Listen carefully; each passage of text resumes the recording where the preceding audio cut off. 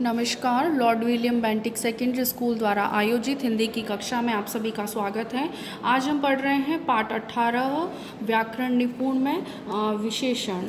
विशेषण जैसा आपको पता होगा, पिछली कक्षाओं में आप सभी ने पढ़ा होगा कि संज्ञा और सर्वनाम की विशेषता बताने वाले शब्दों को हम विशेषण कहते हैं। जैसे मोटा बंदर पेड़ पर बैठा है, तो यहाँ पर उसका विशेषण, इस बंदर की विशेषता हो गया मोटा। यह सुंदर भवन है, तो भवन की विशेषता हो गया सुंदर। भवन यहाँ पर संज्ञा है, यहाँ बंदर संज्ञा है। सफ़ेद गाय घास चर रही है, तो गाय यहाँ पर संज्ञा होगी और सफ़ेद होना उसकी विशेषता है। मुझे 3 पुस्तकें दो, तो पुस्तक यहाँ पर संज्ञा है और उसकी विशेषता यहाँ पर है कि ये 3 है, इसीलिए यहाँ पर 3 जो है वो विशेषण होगा। उपयुक्त वाक्यों में मोटा, सुंदर, सफ़ेद व 3 शब्द क्रमशः बंदर, भवन, गाय तथा पुस्तकों की विशेषता प्रकट कर रहे हैं, अतः ये शब्द विशेषण हैं। जिन शब्दों से संज्ञा या सर्वनाम शब्दों की विशेषता का बोध हो उन्हें विशेषण कहते हैं। इसे डबल टिक करेंगे, अंडरलाइन करेंगे और अपनी नोटबुक में नोट डाउन करेंगे और इसे लर्न करेंगे। विशेषण शब्दों के द्वारा ही हम किसी व्यक्ति, वस्तु, स्थान आदि की विशेषताओं का वर्णन कर सकते हैं। विशेषण जिन संज्ञा या सर्वनाम शब्दों की विशेषता बताते हैं उन्हें हम विशेष्य कहते हैं। ये विशेष रूप से आप अंडरलाइन करके इसको ध्यान में रखेंगे। जैसे आपको एक वाक्य दे रखे हैं कुछ, रवि घमंडी लड़का है, तो यहाँ पर लड़का जो है वो विशेष्य है, मतलब संज्ञा है। जो संज्ञा होगा वही विशेष्य होगा, इसका ध्यान रखेंगे। और विशेषण जिस शब्द से उसकी विशेषता पता चल रही है, तो लड़का यहाँ पर संज्ञा है, मतलब यहाँ पर विशेष्य कौन हो गया? लड़का। और यहाँ पर घमंडी होना उसका विशेषण हो जाएगा। मोटा लड़का दौड़ नहीं पाया, तो लड़का यहाँ पर संज्ञा है, मतलब विशेष्य लड़का है और मोटा होना उसकी विशेषता हो गई, तो इसीलिए ये विशेषण हो जाएगा। पीले गुलाब ले आओ, तो गुलाब यहाँ पर क्या हो गए? संज्ञा, इसीलिए ये विशेषण में विशेष्य में आएंगे और इसकी विशेषता हो गई इसका पीला होना, तो पीले यहाँ पर विशेषण हो गया। इस बच्चे को खाना दो, तो बच्चे यहाँ पर विशेष्य है और यहाँ पर संकेत के अर्थ में है, इसीलिए यहाँ पर इस जो है ये शब्द यहाँ विशेषण के तौर पर आया है। आगे देखिए, विशेषण के भेद पे बात करते हैं। विशेषण के मुख्य 4 भेद हैं: गुणवाचक विशेषण, संख्यावाचक विशेषण, परिमाणवाचक विशेषण और सार्वनामिक या संकेतवाचक विशेषण। गुणवाचक विशेषण को देखेंगे। रेखा ने लाल फ्रॉक पहनी, तो लाल यहाँ पर जैसे रेड शाही में आपको दे रखा है। मुझे मीठा आम दो, तो आम का गुण होना है मीठा। वह झूठा आदमी है, उस आदमी की विशेषता है कि वह झूठ बोलता है। बाहर बूढ़ा व्यक्ति खड़ा है, तो उस व्यक्ति की विशेषता हो गई, ये भाव हो गया एक तरह से, तो यहाँ पर बूढ़ा हो गया। उपयुक्त वाक्यों में लाल, मीठा, झूठा तथा बूढ़ा शब्द जो है क्रमशः फ्रॉक, आम, आदमी तथा व्यक्ति के गुण दोष की जानकारी दे रहे हैं, अतः ये गुणवाचक विशेषण है। जो विशेषण शब्द, संज्ञा या सर्वनाम के गुणों या दोषों का बोध कराते हैं उन्हें गुणवाचक विशेषण कहा जाता है। गुणवाचक विशेषण के अन्य उदाहरण देखिए, जैसे गुण, दोष, रूप, रंग, आकार, प्रकार, स्वाद, गंध, दशा, अवस्था, स्थान, देश, काल इत्यादि, इन सब पे बात करते हैं। तो गुण दोष में क्या क्या आएगा देखिए, अच्छा, बुरा, आलसी, परिश्रमी, बुद्धिमान, मूर्ख, सुंदर, क्रूर, दयालु आदि। रूप रंग में देखिए, सफ़ेद, काला, पीला, नीला, सांवला, सुनहरा, हरा आदि। आकार प्रकार में देखिए, लंबा, चौड़ा, छोटा, चौरस, गोल आदि। स्वाद और गंध की बात करें तो इसमें आ जाएगा खट्टा, मीठा, तीखा, फीका, खुशबूदार, सुगंधित, बदबूदार आदि। दशा और अवस्था पे बात करें तो ताकतवर, बूढ़ा, जवान, रोगी, स्वस्थ हो जाएगा, दुर्बल आदि। स्थान, देश और काल की बात करें तो आगामी, प्राचीन, अगला, पिछला, भारतीय, चीनी, ग्रामीण, शहरी आदि। संख्यावाचक विशेषण पे बात करें तो मेरे पास 5 किताबें हैं, तो यहाँ पर संख्या जैसा नाम से पता चल रहा है, तो यहाँ 5 हो जाएगा। पेड़ पर 7 पक्षी बैठे हैं, तो 7 संख्यावाचक विशेषण कहलाता है। ठीक है, तो आगे हम देखते हैं। जैसे उदाहरण और दे रखे हैं आपको, राम को 14 वर्ष का वनवास मिला, तो 14। घर के सभी सदस्य बाहर गए, सभी, दैट मीन्स काउंटेबल है ये।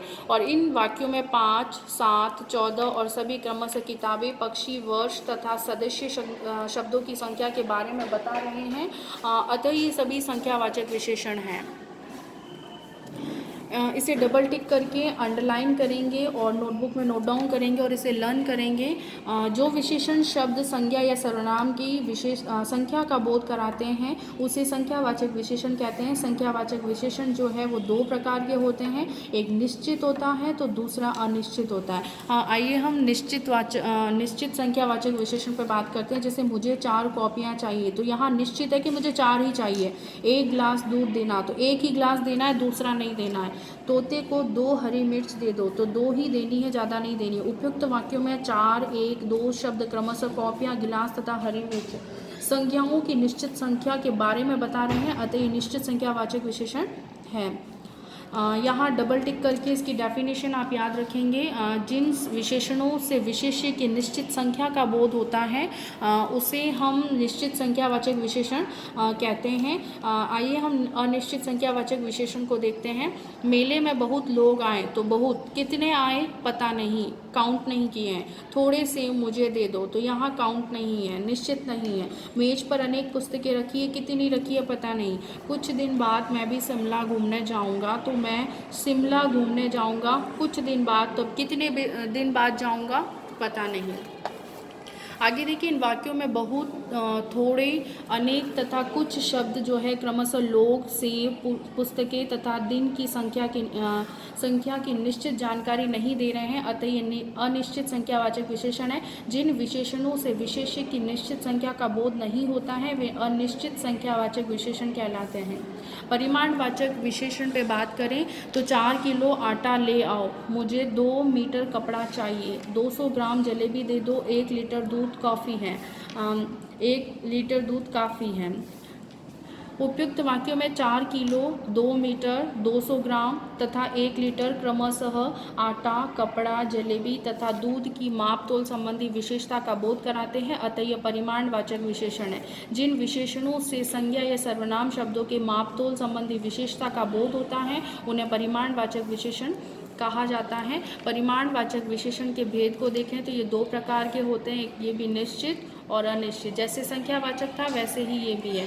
निश्चित परिमाण में क्या होगा कि 1 किलो आलू दे दो, कमीज के लिए 2 मीटर कपड़ा चाहिए, 5 लीटर दूध दे दो, मेरा घर स्कूल से 2 किलोमीटर दूर है। उपयुक्त वाक्यों में 1 किलो, 2 मीटर, 5 लीटर तथा 2 किलोमीटर शब्द क्रमशः आलू, कपड़ा, दूध तथा सड़क के मापतोल की निश्चित जानकारी देते हैं, अतः ये शब्द जो है वो निश्चित परिमाणवाचक विशेषण है। जिन विशेषणों से विशेष्य के निश्चित परिमाण का बोध होता है वे निश्चित परिमाणवाचक विशेषण कहलाते हैं।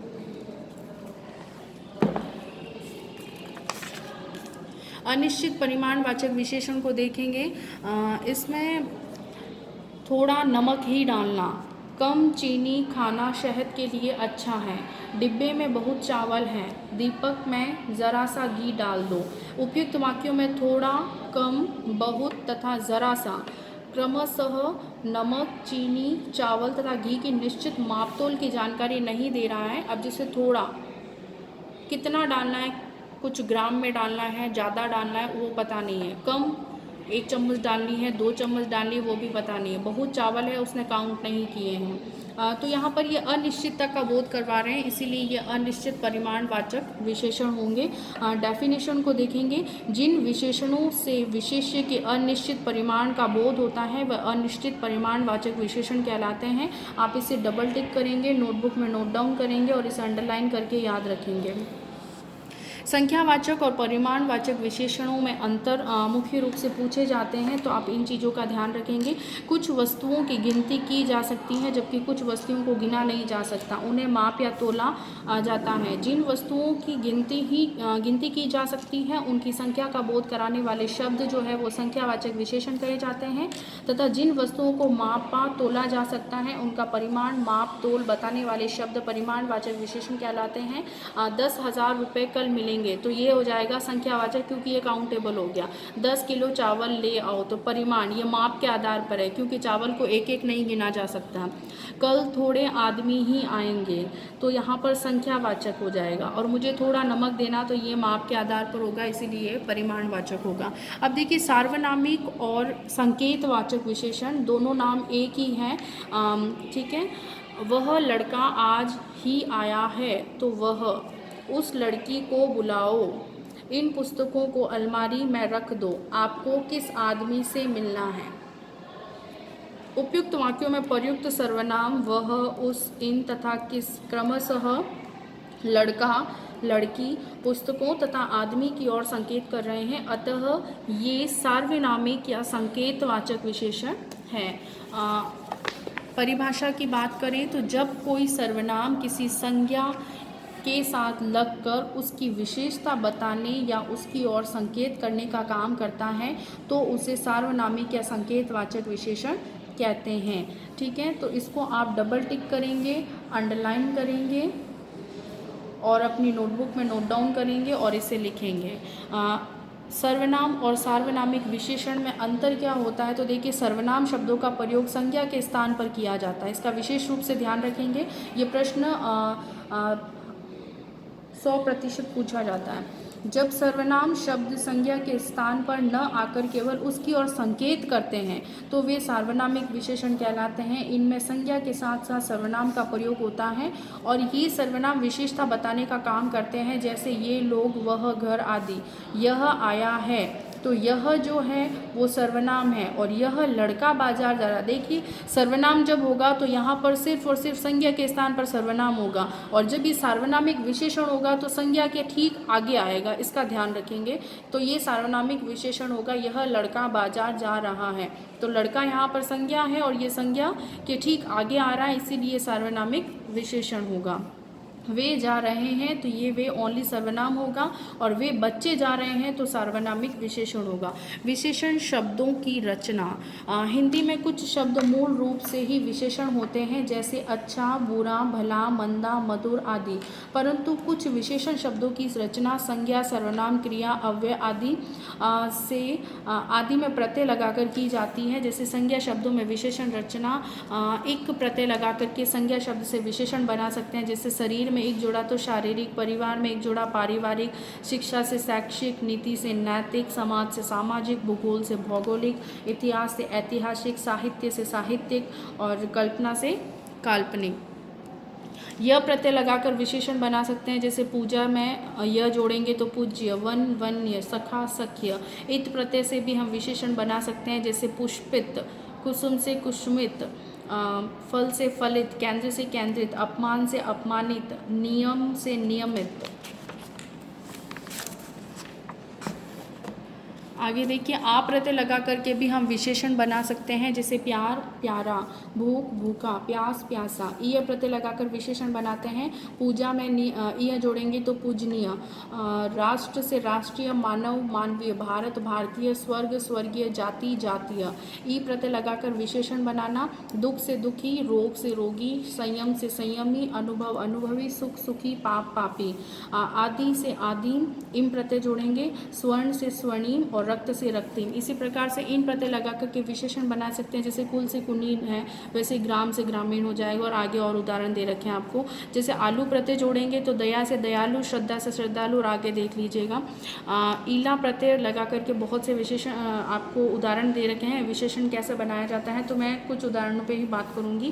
कांटा, कटीला, खर्च, खर्चीला। ठीक है, आगे देखिए एरा प्रत्यय लगा करके भी विशेषण बनाया गया है। मामा, ममेरा, चाचा, चचेरा, वान, मान, वान, मति, वती, आ और वाला प्रत्यय लगाकर विशेषण बनाना। बुद्धि, बुद्धिमान, सत्य, सत्यवान। ठीक है, कुछ उदाहरण और दे रखे हैं, आप इसे पढ़िएगा अच्छे से।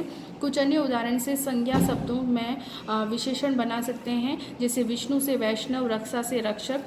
ठीक है, सर्वनाम से विशेषण शब्दों की रचना वह, वैसा, जो, जैसा। क्रिया से बनाएंगे तो देखिए भूलना से भुलक्कड़, उड़ना से उड़ाऊ, बनाना से बनावटी, भागना से भगोड़ा।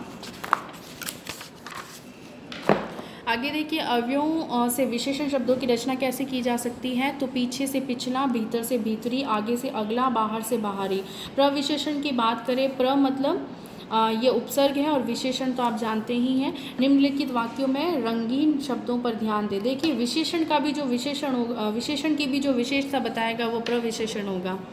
जैसे माला ने गहरा लाल रंग का ब्लाउज़ पहना। देखिए रंग जो है यहाँ पर, ब्लाउज़ जो है यहाँ पर संज्ञा होगी और ब्लाउज़ की विशेषता है कि वो लाल रंग का है और लाल भी कैसा है, गहरा, तो यहाँ गहरा शब्द जो है वो प्रविशेषण होगा। जैसे राहुल बड़ा मेहनती लड़का है, राधा बहुत लंबी लड़की है। तो उपयुक्त वाक्यों में प्रयुक्त शब्द गहरे, बड़ा, बहुत शब्द क्रमशः लाल, मेहनती तथा लंबी विशेषण की विशेषता बता रहे हैं, अतः ये प्रविशेषण के उदाहरण हो जाएंगे। इसको ध्यान रखिएगा, वे शब्द जो विशेषण की विशेषता बताते हैं प्रविशेषण कहलाते हैं। विशेषण की अवस्थाएं देखिए, कुछ अवस्थाएं होती हैं, मुख्य रूप से 3 अवस्थाएं होती हैं। विशेषण की अवस्थाएं निम्नलिखित वाक्यों को ध्यान से पढ़िए। निम्नलिखित वाक्यों में देखिए खंड क, ख और ग 3 दे रखे हैं, जिसमें अवस्थाओं के आधार पर आपको वाक्य दिए गए हैं। जैसे रमा सुंदर है, तो रमा राधा से सुंदर है। रमा अपने घर में सबसे सुंदर है। दिनेश बुद्धिमान है, दिनेश महेश से बुद्धिमान है, और दिनेश कक्षा में सबसे बुद्धिमान है। खंड क के वाक्यों में क्रमशः रमा और दिनेश की विशेषता के बारे में बताया गया है, और खंड ख में वाक्यों में रमा और दिनेश की तुलनात्मक यहाँ पर बताई गई है, तुलना है। और ग के अंदर जो है वो सबसे सुंदर का बताया गया, मतलब सबसे बुद्धिमान है। इन उदाहरणों से ये स्पष्ट है कि किसी व्यक्ति या वस्तु की विशेषता बताने के लिए विशेषण का प्रयोग 3 प्रकार से किया जाता है, इसका ध्यान रखेंगे आप। और एक व्यक्ति या वस्तु की विशेषता बताने के लिए, दूसरा 2 व्यक्तियों की तुलना के लिए, और अनेक वस्तुओं में एक व्यक्ति या एक वस्तु को सबसे अच्छा बताने के लिए। ठीक है, इसी आधार पर विशेषण की 3 अवस्थाएं होती हैं, जिसे हम कहते हैं मूलावस्था, उत्तरावस्था और उत्तमावस्था। मूलावस्था में जिस अवस्था में किसी से तुलना न करते हुए केवल एक व्यक्ति या वस्तु की विशेषता बताई जाती है, तो उस अवस्था को विशेषण की मूलावस्था कहते हैं। जैसे राधा सुंदर युवती है। उत्तरावस्था में देखिए 2 वस्तु या 2 लोगों के बीच में यहाँ पर तुलना बताई जाएगी। जब 2 व्यक्तियों या वस्तुओं की तुलना करके किसी एक को दूसरे से अधिक या कम बताया जाए, तो यहाँ पर जो विशेषण होगा वो उत्तरावस्था विशेषण की होगी। जैसे राम जो है राहुल से ज़्यादा बुद्धिमान है। उत्तमावस्था में देखिए जब 2 से अधिक व्यक्तियों या वस्तुओं की तुलना करके किसी एक को सबसे अधिक या सबसे कम बताया जाए, वहाँ विशेषण की उत्तमा अवस्था होती है। जैसे राहुल कक्षा में सबसे बुद्धिमान विद्यार्थी हैं। ठीक है, ध्यान योग्य बातें जो हैं वो देखिए, केवल गुणवाचक, अनिश्चितवाचक और अनिश्चित परिमाणवाचक और संख्यावाचक विशेषणों की तुलनात्मक अवस्थाएं हो सकती हैं। अधिक, ज़्यादा, कम, बहुत, बड़ा आदि शब्दों का प्रयोग करके उत्तरावस्था और उत्तमावस्था के रूप बनाए जा सकते हैं। तत्सम शब्दों में उत्तरावस्था के लिए तर और उत्तमावस्था में तम प्रत्ययों का प्रयोग किया जाता है। इसका विशेष रूप से ध्यान रखेंगे आप, और इसकी पहचान के आधार पर भी आप पता लगा सकते हैं कि इसमें कौन सी अवस्था है। जैसे मूलावस्था में उच्च है, तो उत्तरावस्था में तर जोड़ेंगे तो उच्चतर, फिर उत्तमा में तम जोड़ेंगे तो उच्चतम, अधिक, अधिकतर, अधिकतम, महान, महानतर, महानतम, सुंदर, सुंदरतर, सुंदरतम, निम्न, निम्नतर, निम्नतम, निम्न, निम्नतर, निम्नतम, लघु, लघुतर, लघुतम। हमने सीखा में कुछ बिंदु जो है वो आपको अपनी नोटबुक में लिखने हैं, उसे लर्न करना है। जिन शब्दों से संज्ञा सर्वनाम शब्दों की विशेषता का बोध होता है उसे विशेषण कहते हैं, और विशेषण जिन संज्ञा या सर्वनाम शब्दों की विशेषता बताते हैं उन्हें विशेष्य कहा जाता है। और विशेषण के मुख्य 4 भेद होते हैं जो आगे मैंने आपको एक्सप्लेन किए थे। तो जो हमने सीखा में बिंदु दे रखे हैं वो आपका होमवर्क है, और आपको इसे नोटबुक में नोट डाउन करना है। इन सभी डेफिनेशन को अपनी नोटबुक में लिखेंगे और इसे याद करेंगे। धन्यवाद।